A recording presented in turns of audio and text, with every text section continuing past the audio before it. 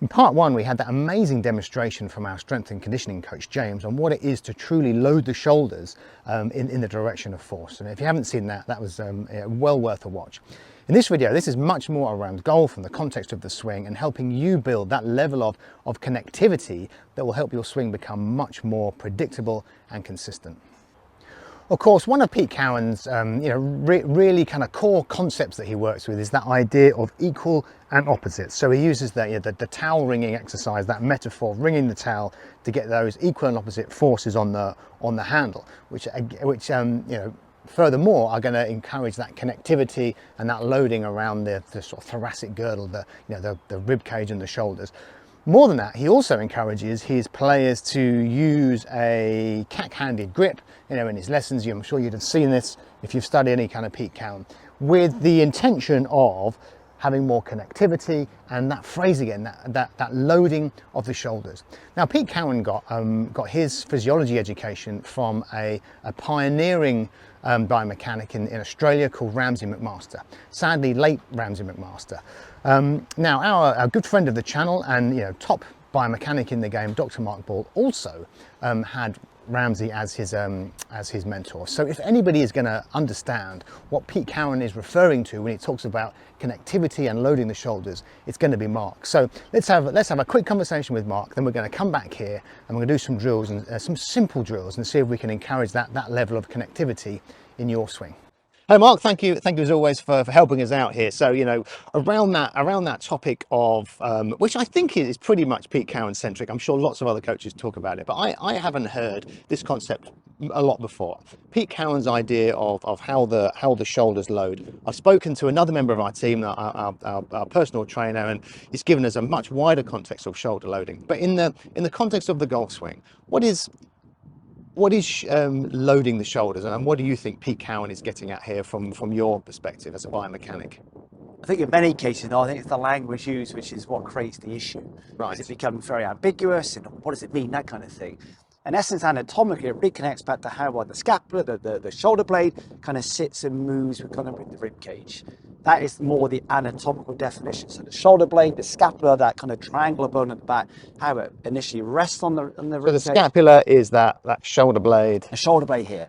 How it both kind of rests on the rib cage and kind of moves at the rib cage as the spine is moving is more anatomically what you would then say is shoulder connection. I think Pete just refers to as loading the joints.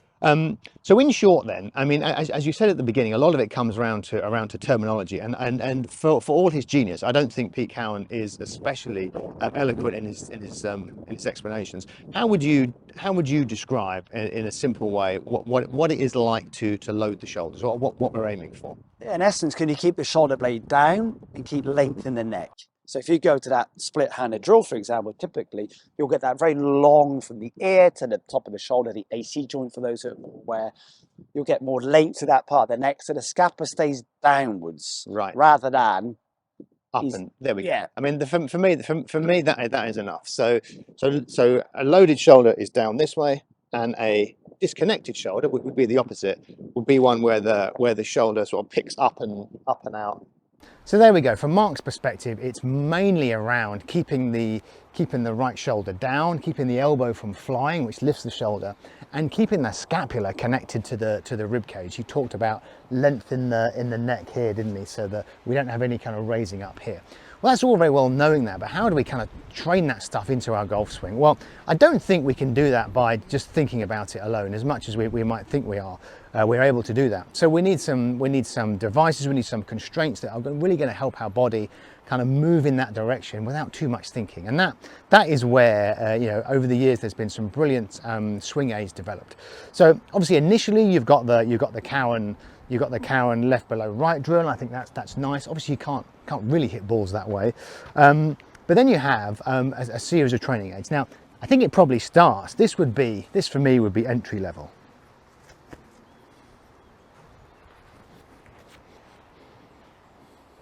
So I've got the bands there just above my elbows, and that of course is encouraging my arms to stay together.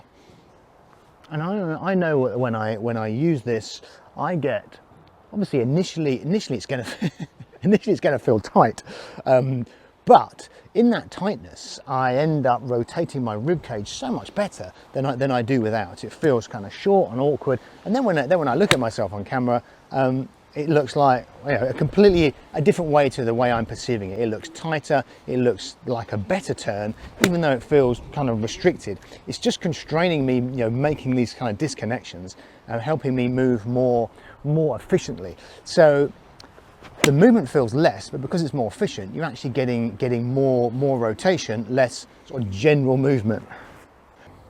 I have to say, I think this whole journey on connectivity starts with Cowen's equal and opposites. That kind of counter squeeze on the handle really helps me feel like a connection through my shoulder blades initially.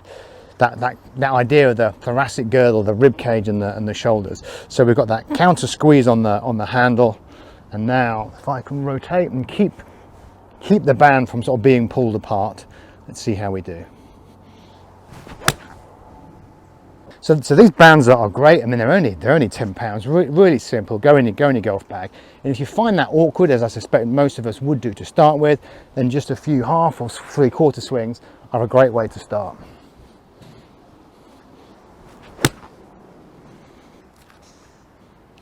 But this is only level 1. Level 2 is the next training aid. So just very quickly, I use this ball. I quite like the seam actually, and I use it quite a lot to describe how the arms rotate just using the seam. But now the real purpose of these is to fit those grooves in your arms, and again get that sense of keeping your forearms together, and therefore at the top of the swing you would have a tight coil, and again all the things we've talked about in this video, the shoulder down, the scapula connected. These are bloody awkward though. I mean, I don't know anybody who likes these in the first instance. I mean, people moan, they whine, and after about 5 minutes, if you can get through that initial stage where you're just trying to hold the ball and kind of compress it in an awkward fashion, you'll find that your body then starts to work with it and mold around the ball, and that is where the gold is. So see if you can, you know, take your time, see if you can get through that awkward stage. I mean, you're not going to like it to start with. That is a given. Again, as before, you can make some half swings, build it up slowly. I would stick the ball on a high tee. I mean, the contact has no bearing on this. This is about training your body to move differently and around that constraint. And you'll probably find when you work with these things, you get additional benefits as well, things that are maybe more pertinent to your swing. For me, to keep this in here, I have to take more time getting to the top and more time at the top, as opposed to sort of rushing down midway back, which is my sort of general trend. So I'll try and add a very small pause at the top.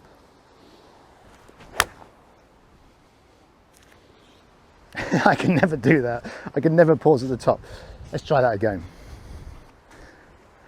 Felt like an age to me, of course, but here we go. Let's try that again. Surely, tell me that was a pause. Anyway, so that is, I mean, I wouldn't even say level 2. That is a big step up from the bands, working a swing with the ball.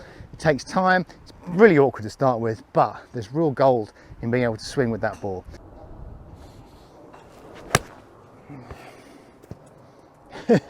I know where that happens. That happens for me as I start down. For whatever reason, I split my arms that way. It feels, I don't know, maybe it feels powerful, it feels loose, and that is also a steepener. So another reason why I need to spend more time with the ball. But anyway, I said that was level 2. That's quite a big step up from the band I started with. That would be level 5 in comparison. And then full on Bruce Lee ninja level is the rugby ball. This thing. What I do like about it is at least it's connected to your arm, so inevitably when I let go of it, for me in transition, it's not going to come flying off. I have to keep picking it up. But I mean, this is a little bit smaller and challenges us further. So, you know, I wouldn't take to this a pass-fail kind of mentality, just playfully exploring what it is to swing with the ball between your arms. And again, it feels incredibly tight and like hardly any backswing. But when you look at it on camera, yeah, you might be surprised. Definitely it is encouraging me to move better. Man, that is a tough one.